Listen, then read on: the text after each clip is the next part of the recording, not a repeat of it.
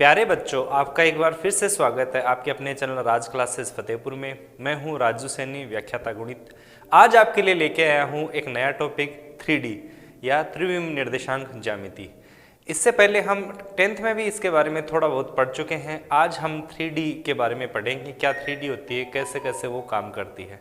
सबसे पहले मैं शुरू करना चाहूँगा, आपको बता देना चाहूँगा कुछ 2D आकृतियाँ जो आपने देखी, जैसे वृत्त, सर्कल, दीर्घवृत्त, त्रिभुज, चतुर्भुज और पंचभुज। ये सारी जो आकृतियां जो समतल में व्यक्त की जा सकती है, जिसको व्यक्त करने के लिए दो निर्देशांकों की जरूरत पड़ती है, x1 y1। तो ऐसी आकृतियां जिनको समतल में हम व्यक्त कर सकते हैं वो सारी आकृतियां 2D होती है।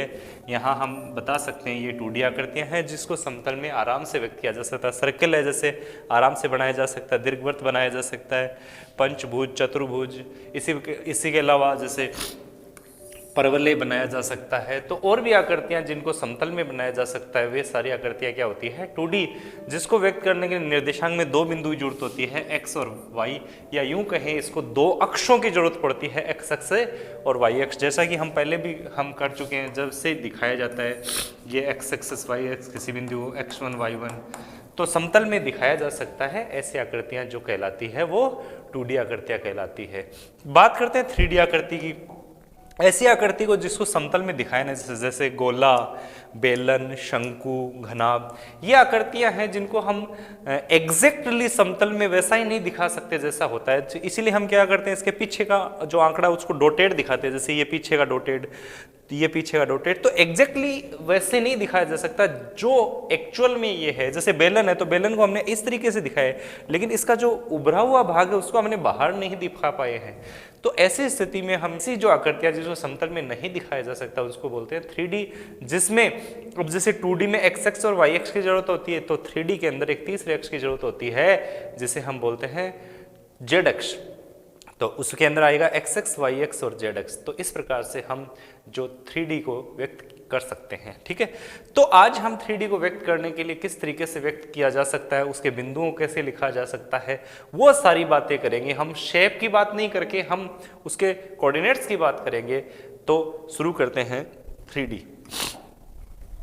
3D को व्यक्त करने के लिए हमें चाहिए तीन समतल, एक ये समतल, दूसरा समतल इसको काटेगा, तीसरा समतल इसको काटेगा। तो जब ये तीनों समतल एक दूसरे को काटे तो 2D के अंदर एक समतल होता है, 3D के अंदर जब तीन समतल काटते हैं तो 3D के ऑक्टेंट बनते हैं। इसके हर एक भाग को ऑक्टेंट कहते हैं। ये एक ऑक्टेंट, ये दूसरा ऑक्टेंट, ये तीसरा ऑक्टेंट, ये चौथा ऑक्टेंट, पांचवा, छठा, सातवां, आठवां, इस तरीके से 8 ऑक्टेंट बनते हैं। इन 8 ऑक्टेंट में निर्देशांक कैसे होते हैं वो समझिएगा।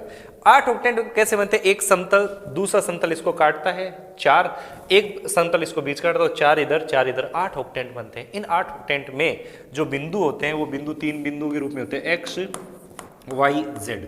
x अक्ष, y अक्ष और z अक्ष के निर्देशांक दिखाते हैं। ये निर्देशांक को सबसे पहले हम जानेंगे कि कौन से ऑक्टेंट, जैसे हम 2D की जब बात करते हैं, हम जब 2D की बात करते हैं तो हम बनाते हैं x अक्ष और y अक्ष। इसके बिंदु को दिखाते हैं प्लस प्लस इधर, ये x अक्ष, ये y अक्ष, ये x अक्ष की प्लस डायरेक्शन, ये y अक्ष की प्लस डायरेक्शन। तो पहला बिंदु क्या दिखाते हैं, प्लस प्लस, यानी यहाँ पर x अक्ष का मान भी प्लस होता है y अक्ष का। दूसरे में x का मान माइनस में, y का मान प्लस में। तीसरे में दोनों माइनस, चौथे में x का प्लस में और y का माइनस में। तो ये जो हम मान दिखाते हैं, जो चतुर्थांश के अंदर, जो 2D के अंदर बात करते हैं चतुर्थांश बनते हैं, उसके अंदर ये 4 प्रकार के मान दिखाते हैं, 1, 2, 3, 4। तो वैसे ही 3D में कितने मान दिखाए जा रहे हैं, तो इसके अंदर 8 ऑक्टेंट है, 1, 2, 3, 4, 5, 6, 7, 8 भाग बनेंगे तो 8 ऑक्टेंट बनते हैं। तो 8 ऑक्टेंट के बिंदु को हम किस तरीके से, उनके चिन्ह क्या होंगे, वो सारी बातें आज हम करेंगे। तो बात ये करते हैं ये 4 ऑक्टेंट के, तो 8 के किस तरीके से बिंदु बनेंगे, उसके लिए मैंने एक टेबल बनाई है। वो टेबल कैसे बनाते हैं वो भी मैं आज को आपको सिखाऊंगा। तो सबसे पहले उस टेबल पर एक नजर डाल लेते हैं। ये टेबल है, ये first octant, second octant, third, fourth, fifth, six, seventh, eighth, 8 octant है। फर्स्ट ऑक्टेंट में x, y, z तीनों प्लस होते हैं। सेकंड ऑक्टेंट में x नेगेटिव होता है, y, z प्लस होता है। थर्ड में x, y negative, positive, plus minus plus, plus plus minus, minus plus minus, minus minus minus, plus minus minus.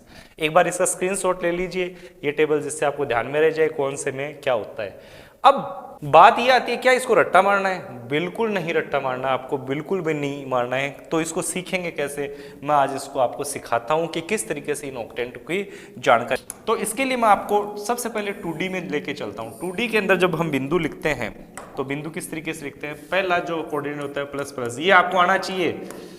इसमें क्या आता है? Minus plus. इसमें क्या आता है? Minus minus. इसमें क्या आता है? Plus minus. ये 4 अगर आपको आते हैं तो ये मान लीजिए आपका काम हो चुका है। अब देखिए ये x, ये y और ये z। आपको करना क्या है? ये first quadrant, second quadrant, third quadrant, fourth quadrant, आपको करना ये है, आपको पहले x y के मान लिखने हैं। x y के क्या है? पहले क्वाड्रेंट में है प्लस प्लस, दूसरे क्वाड्रेंट में है माइनस प्लस, तीसरे क्वाड्रेंट में है माइनस माइनस, चौथे में है प्लस माइनस। एक बार लिख लिया, आपको ये मान लिख लिया। लिखने के बाद में इसका काम खत्म है, इसको आप हटा दीजिए, ये लीजिए, इसका काम पूरा हो चुका है। ठीक है, अब इन्हीं मानों को दोबारा लिख दीजिए। दोबारा मैं कलर चेंज कर लेता हूँ, ये दोबारा लिख लेते हैं। Plus plus, minus plus, minus minus, plus minus, 2 बार रिपीट कर लिया हमने। अब आपको क्या करना है? अब आपके पास नया काम क्या है? आपके पास नया काम आया है तीसरी एक्सिस, जिसको हम बोलते हैं जेड एक्सिस। तो जेड एक्सिस आई है, तो जेड एक्सिस क्या होगी? जेड एक्सिस एक बार ऊपर और एक बार नीचे। तो ऊपर की ओर जेड एक्सिस प्लस होगी, नीचे की ओर जेड एक्सिस माइनस होगी। जब ऊपर जेड एक्सिस होगी तो जेड का मान प्लस में आएगा, नीचे माइनस में। ऊपर आपके पास 4 क्वाड्रेंट, 4 ऑक्टेंट और नीचे 4 ऑक्टेंट है। तो ऊपर वाले 4 ऑक्टेंट में तो जेड प्लस आएगा, नीचे वाले 4 ऑक्टेंट में जेड माइनस आएगा। तो ऊपर वाले 4 ऑक्टेंट में जेड प्लस, नीचे वाले 4 ऑक्टेंट में जेड माइनस। तो इस तरीके से ये कोऑर्डिनेट हो गया। First, second, third, fourth, fifth, sixth, seventh, 8, ये 8 के 8 ऑक्टेंट है। आपको आसानी से पता लगा सकते हो कि कौन सा पद, यानी पहले ऑक्टेंट में तीनों प्लस, दूसरे में पहला प्लस माइनस दोनों प्लस। इस तरीके से आप 8 के 8 ऑक्टेंट बना सकते हो। फिर बता देता हूं, पहले 4 कोऑर्डिनेट्स लेने हैं 2D से, उसके 4 कॉपी मार लो, नीचे 4 में प्लस लिख लो, 4 में माइनस लिख लो, आपका काम हो चुका है। तो ये 8 ऑक्टेंट है। एक बार फिर देख लीजिए, क्या यही है? बिल्कुल यही है। तो इसका स्क्रीनशॉट ले लो या बनाना सीख लो। अगर बनाना सीख गए तो स्क्रीनशॉट की जरूरत ही नहीं, आप खुद बना पाओगे। ठीक है, चलो इसका यूज कैसे लेते हैं। आपके पास 3 समतल होते हैं, फर्स्ट, सेकंड, थर्ड। ये देखिए, इसको हम बोलते हैं एक्स एक्सिस, इसको हम बोलते हैं वाई एक्सिस और इसको हम बोलते हैं जेड एक्सिस, यानी जो बाहर की ओर निकल रही है। इसको वाई एक्सिस और इसको हम जेड एक्सिस। अगर कोई बिंदु इस समतल में है, कौन से समतल में? इस समतल में। ये समतल कौन सा है? जिसमें जेड आ रहा है एक्स, यानी ये एक्स जेड समतल है। कौन सा समतल है? एक्स जेड समतल। कौन सा समतल है? X Z. जो एक्स जेड से बना हुआ है वो एक्स जेड समतल है। एक्स जेड समतल की विशेष बात होगी, यहां y का मान हमेशा 0 रहेगा।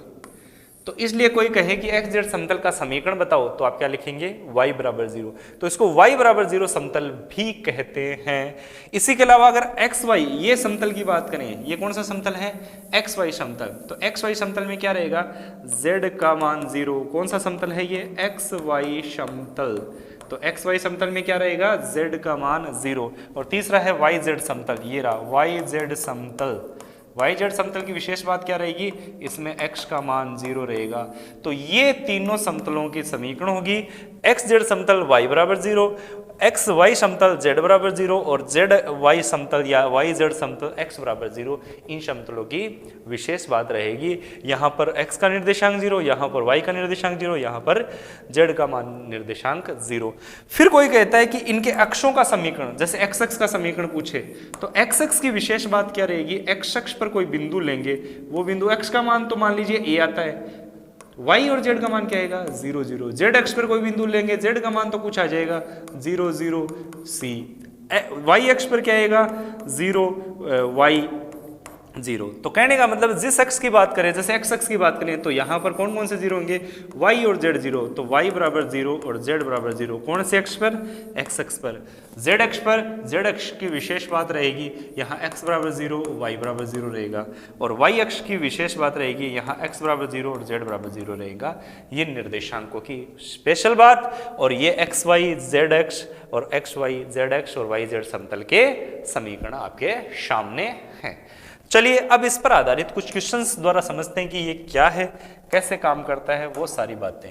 एक बिंदु एक्स अक्ष पर स्थित है, क्या है, अक्ष अक्ष पर स्थित है, इसके y निर्देशांक तथा z निर्देशांक ज्ञात कीजिए। अब भी बात हुई अपनी जस्ट अभी कि जो x अक्ष पर बिंदु है उसका y निर्देशांक क्या होता है, 0, इसका z निर्देशांक क्या होता है, 0। अभी जस्ट अभी बात की थी ना मैंने, ये रहा एक्स अक्ष पे कोई बिंदु है तो a रहेगा, ये तो x का मान है, y और z दोनों के निर्देशांक क्या रहेंगे, 0 रहेंगे।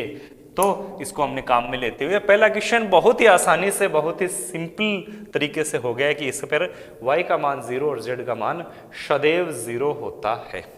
चलिए नेक्स्ट क्वेश्चन की बात करते हैं। ये रहा, एक बिंदु एक्स जेड तल में है, इसके y निर्देशांक के बारे में ज्ञात कीजिए। फिर मैं आपको ले चलता हूं, कौन से तल में है, एक्स जेड में। ये रहा, कौन सा तल है, ये रहा एक्स जेड तल। एक्स जेड समतल में y का मान क्या है, 0, क्योंकि एक्स जेड समतल जो है एक्स जेड रहेगा और y जो है वो ऊपर रहेगा, उसका लेवल पर मान 0 रहेगा। तो ये अपना काम हो चुका है। तो एक्स जेड समतल में y का मान क्या रहेगा, 0 रहेगा। सिंपल सा काम है। चलिए नेक्स्ट क्वेश्चन की ओर चलते हैं। बहुत ही आसान से क्वेश्चन। अब इन बिंदुओं को दिखाना है कि ये कौन से अष्टांश में है। अब जो 8 भाग मैंने बताए थे उन 8 भागों को बोलते हैं हम अष्टांश। क्या बोलते हैं, अष्टांश, 8वां भाग। जैसे 4 भाग करते हैं उसके चतुर्थांश, 8 भाग को अष्टांश। ये कौन कौन से अष्टांश में है इसको हम टेबल द्वारा समझेंगे। मैं एक बार टेबल पुनः यहाँ पर लिख लेता हूँ, आपको बता देता हूँ, यहाँ डाल देता हूँ आपके पास टेबल। ये रही वो टेबल, याद भी रख लीजिए आप। फिर भी मैं यहाँ ये आपको टेबल इस साइड में लगा देता हूँ, ये आपकी टेबल रही। अब देखिए सबसे पहले पहला बिंदु है 1 2 3। 1 2 3, 1 किसका है, प्लस का है, 2 किसका है, प्लस का है, 3 किसका है, प्लस का है। तीनों प्लस कौन से क्वाड्रेंट में, फर्स्ट क्वाड्रेंट में। तो ये हो गया फर्स्ट क्वाड्रेंट। सेकंड 4 -2 3, 4 किसका है, प्लस का, -2 प्लस 3, तो plus minus plus, plus minus plus, plus minus plus. चौथा क्वाड्रेंट तैयार है, ये लो काम हो चुका है। तीसरा क्वेश्चन 4 -2 -5, प्लस का 4 minus minus, plus minus minus, plus minus minus, ये रहा, ये प्लस, ये प्लस, ये प्लस, प्लस माइनस माइनस। 8वां क्वाड्रेंट नोट कर लीजिए, 8वां quadrant. Plus plus minus, 2 plus के तीसरा माइनस का, 2 प्लस के तीसरा माइनस का, 5वां क्वाड्रेंट। पहला माइनस, दूसरा प्लस, तीसरा माइनस, प्लस माइनस, सॉरी ये रहा माइनस प्लस माइनस, छठा क्वाड्रेंट। फिर आता है पहला माइनस बाकी दोनों प्लस, पहला माइनस बाकी दोनों प्लस, ये रहे second quadrant. Minus minus plus, minus minus plus, third quadrant. Minus minus minus, तीनों माइनस, ये रहे सेवंथ क्वाड्रेंट। तो इस तरीके से आप क्वाड्रेंटों का पता कर सकते हो कि कौन सा जो बिंदु है वो कौन से क्वाड्रेंट में है। ये टेबल बनाना आपको मैंने सिखाई दिया। नहीं समझ में आया तो एक बार उसको रिपीट कर लीजिए, वीडियो को पीछे से वापस देख लीजिए, आपको पता चल जाएगा। ठीक है बेटा, तो चलो नेक्स्ट क्वेश्चन की ओर चलते हैं। इसका अंतिम क्वेश्चन है, एक्स एक्स और वाई एक्स दोनों एक साथ मिलकर एक तल बनाते हैं, उस तल को क्या कहते हैं। एक्स एक्स और वाई एक्स जो मिलकर तल बनाते हैं उसे एक्स वाई तल कहते हैं। कौन सा तल कहते हैं, एक्स वाई तल कहते हैं। इस तल की विशेष बात होती है, इसमें z का मान 0 होता है। चलो इसके आगे बात करते हैं। एक्स वाई तल में एक बिंदु के निर्देशांक किस रूप में होते हैं। एक्स वाई तल में जैसा कि मैंने बताया, एक्स वाई तल में z का मान क्या रहता है, एक्स वाई तल में z का मान 0 रहता है। तो जो बिंदु आएगा वो एक्स वाई और 0 के रूप में आएगा। एक्स वाई का तो कोई मान आएगा, लेकिन z का मान क्या आएगा, वहाँ 0 आएगा। तो बिंदु के निर्देशांक एक्स वाई 0 के रूप में होते हैं। निर्देशांक तल अंतरिक्ष को कितने भागों में बांटता है? अष्टांश कितने? 8 अष्टांशों में डिवाइड करता है, 8 भागों में बांटता है, उन भागों को हम अष्टांश कहते हैं। तो ये था अपना चैप्टर नंबर 12.1, जिसके कुछ छोटे छोटे क्वेश्चंस थे जो मैंने आपको बता दिए। आप इसको अच्छे से पढ़ें, समझें। कोई समस्या आती है तो मुझे कमेंट्स करें। अगर आपको अच्छा लग रहा है तो लाइक करें, अपने दोस्तों के साथ शेयर करें। बने रहिए आपके अपने चैनल राज क्लासेस फतेहपुर में।